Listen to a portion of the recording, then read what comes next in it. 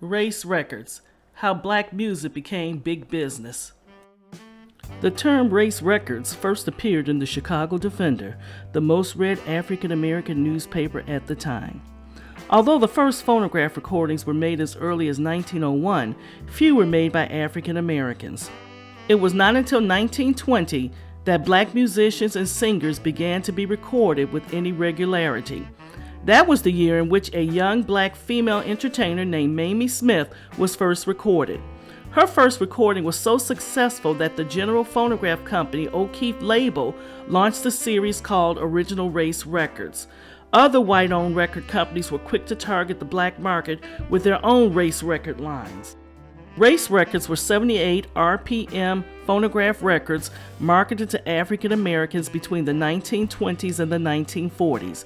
They primarily contained race music, comprising various African American musical genres including blues, jazz, and gospel music, and also comedy.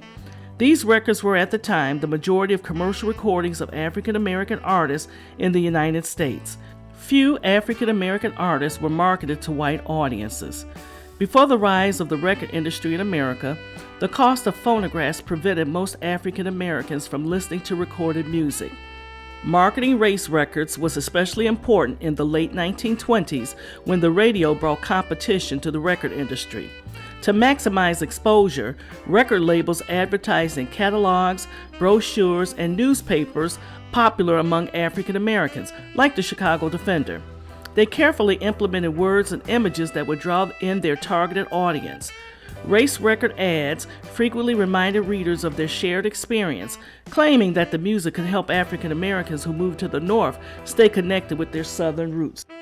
Prior to the 1940s, African Americans were scarcely represented on radio, and live performances were largely limited to segregated venues.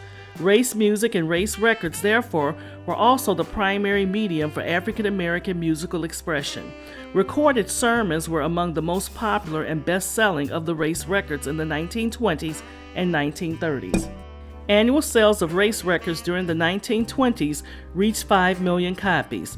The success of the race records market helped to facilitate the rise of black-owned record companies, among which the short-lived Black SWAN label of Harry Pace is recognized as the first. Pace's motto was, "The only genuine colored record. Others are only passing for colored." When Pace sold the label to Paramount in 1924, the Chicago Defender credited him with having forced white-owned record companies to acknowledge the demand for black performers, to publish race music catalogs, and to advertise in black newspapers. Use of the term faded as white audiences were also exposed to blues and jazz and began to appreciate black performers and to seek out and purchase their recordings. The popularity of radio soon changed perceptions.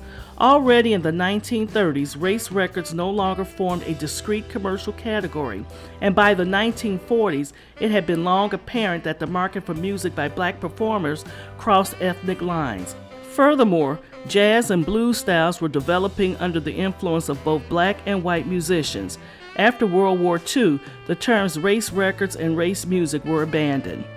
Prior to the emergence of rhythm and blues as a musical genre in the 1940s, race music and race records were terms used to categorize practically all types of African American music. The term rhythm and blues, often called R&B, replaced race music as a general marketing term for all African American music. Race records were the first examples of popular music recorded by and marketed to Black Americans. Until next time. Please like, share, comment, and subscribe to the channel. Press the bell to be notified of future uploads. Thank you for watching.